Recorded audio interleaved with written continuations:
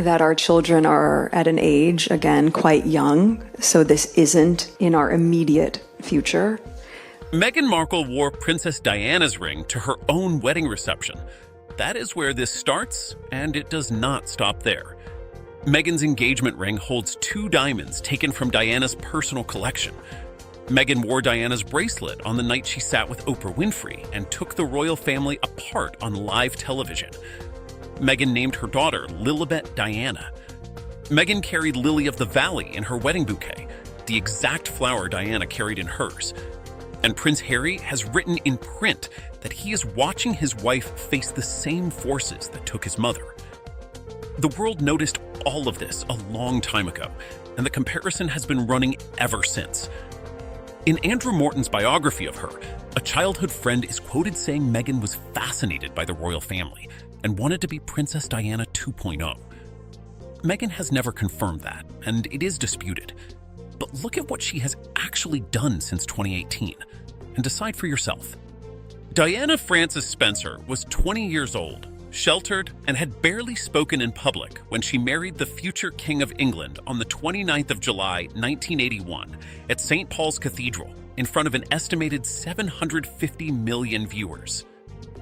37 years later, Meghan Markle married that same king's second son at Windsor on the 19th of May, 2018, watched by tens of millions more.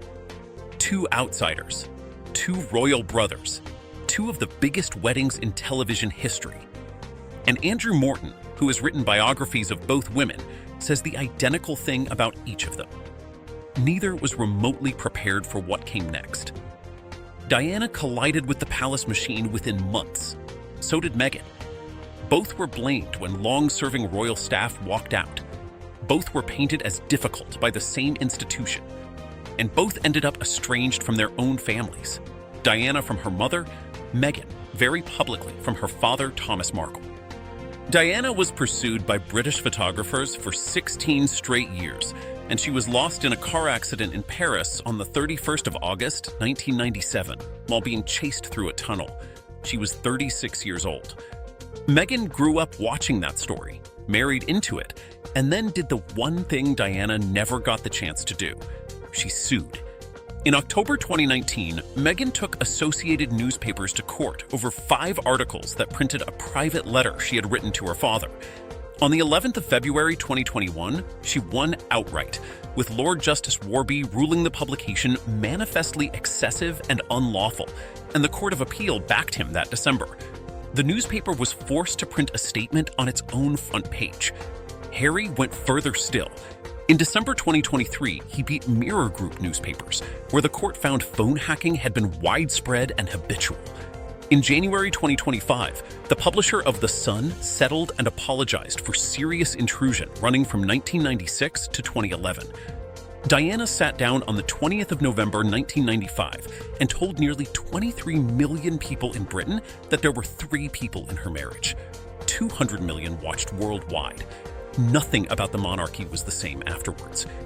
26 years later, on the 7th of March 2021, Meghan Markle sat down with Oprah Winfrey and did the same thing to the same family in front of a global audience. Same format, same one-on-one confessional, same shockwave. Diana used hers to speak about serious struggles with her mental health while inside the palace, something no royal had ever done publicly. Meghan did exactly the same thing in hers. And then the timing turned genuinely eerie.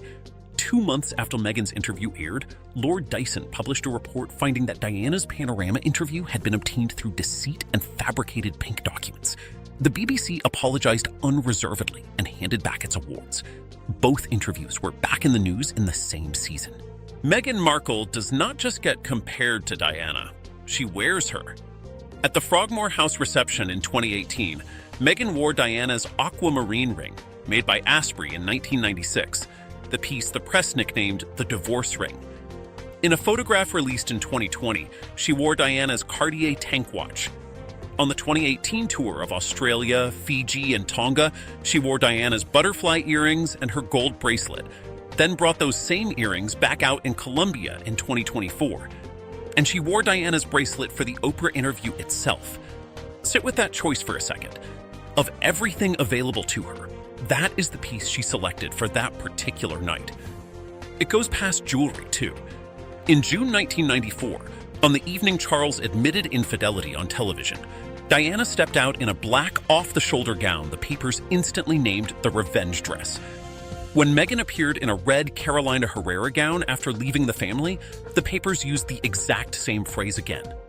Diana pulled on a visor and body armor in January 1997 and walked straight through a live minefield in Huambo, Angola, campaigning for the Halo Trust.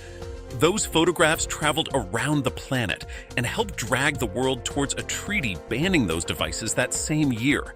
It is the defining image of her entire life outside the palace.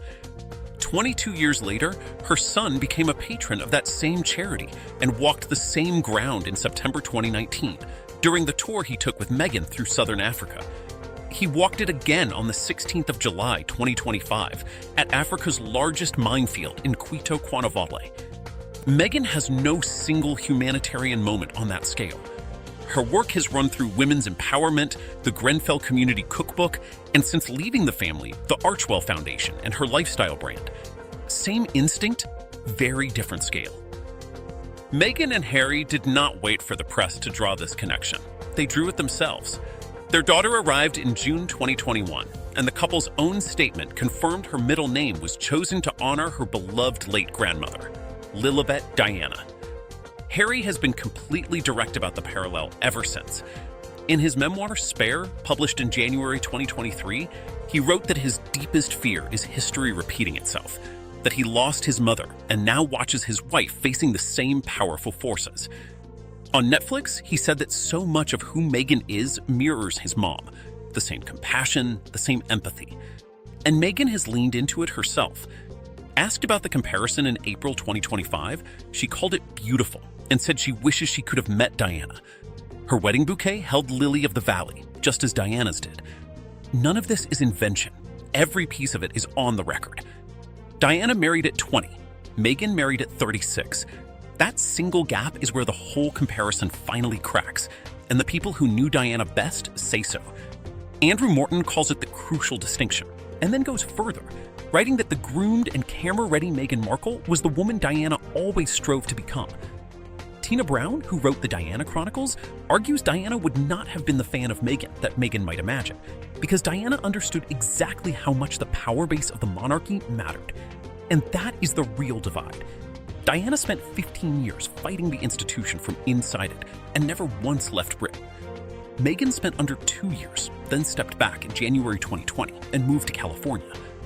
In 2026, Diana is still one of the most beloved figures in British history, while YouGov puts Meghan at 18% positive in the UK, down from around 55% in 2019. The echoes are real. The endings are not.